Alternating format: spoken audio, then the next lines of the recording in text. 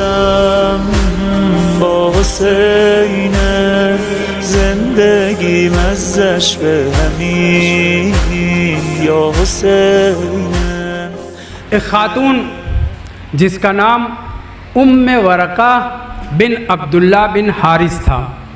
حارث عبد المطلب کے جو 10 بیٹے ہیں، جس میں ابو طالب جناب عبداللہ، انہی میں سے ایک جو ہے زبیر نام کے، ایک حارث نام کے، عباس نام کے، مختلف 10 بیٹے تھے نا. جناب عبد المطلب کے ایک بیٹے کا نام حارث تھا. ان کے پوتے کی بیٹی، حارث کے پوتے کی بیٹے کی بیٹی، پوتی، اس کا نام ام ورقہ تھا. کانت قد جمعت القرآن.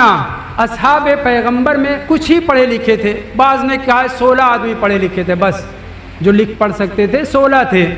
ان میں سے کچھ نے قرآن جمع کیا تھا. کسی کے پاس 50 سورے تھے، کوئی زیادہ تھا تو 60 سورے تھے، کسی کے پاس 70، کسی کے پاس کچھ. 114 سوروں کا قرآن کسی کے پاس سوائے امیر المومنین علی ابن ابی طالب علیہ السلام کے. حتیٰ مشہور ترین صحابی جس نے قرآن کے اوپر کام کیا وہ ہیں عبداللہ ابن مسعود. ان کا قرآن کتنے سوروں کا تھا؟ 112 سوروں کا.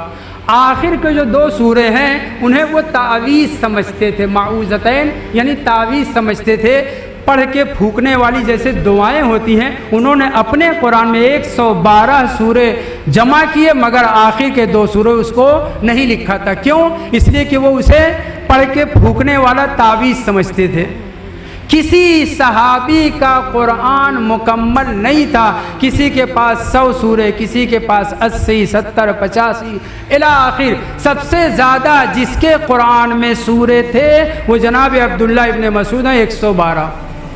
خواتین میں کوئی صحابیہ چھوڑیں، رسول خدا کی ازواج میں سے بعض کے پاس قرآن کے کچھ سورے تھے، 2 نمبر کی دوسری بیٹی، کچھ کے پاس سورے تھے، بہت سورے تھے، لیکن کسی کے پاس قرآن پورا کا پورا نہیں تھا. یہ واحد خاتون ہے جس کے لیے احمد ابن حنبل نے بھی اپنی کتاب مسند میں لکھا ہے کانت قد جمعت القرآن. پورا قرآن جس خاتون نے جمع کر رکھا تھا وہ یہی ام ورقہ تھی. اتنا بڑا شرف، امام امیر المومنین پورا قرآن سمیٹ رہے ہیں، اور ایک یہ خاتون جو ہاشمیہ ہے اس نے قرآن جمع کیا. مگر بڑا فرق ہے، مولا کے قرآن سے مقابلہ نہیں کیا جا سکتا، کیونکہ مولا کے قرآن میں ترتیب سوروں کی نہیں تھی، بلکہ شان نزول، سبب نزول، کب کون سا سورہ نازل ہوا ہے ویسے تھا، اور سورے کے بغل میں کس مردود کی مذمت کی جا رہی ہے، کس مردود کی کہاں مذمت کی جا رہی ہے، سائیڈ میں لکھا ہوا تھا. اسی لیے جب مولا نے قرآن پیش کر دیا نا 7ویں دن، تو سربراہان مسلمین نے، گنڈوں نے یہ کہا اے علی، نہ ہمیں آپ کی ضرورت ہے اور نہ آپ کے قرآن کی ضرورت ہے. 70 مرتبہ لولا علیٌ کہا، لیکن جب قرآن مولا لے کر کے آئے تو کہا کہ نہ ہم کو آپ کی ضرورت ہے نہ آپ کے قرآن کی ضرورت ہے. اس وقت مولا نے کہا تھا کہ اب یہ قرآن تم لوگ کبھی دیکھو گے نہیں، اور پھر یہ قرآن ائمہ طاہرین سے ہوتے ہوئے حضرت امام زمان علیہ السلام کی خدمت میں ہے.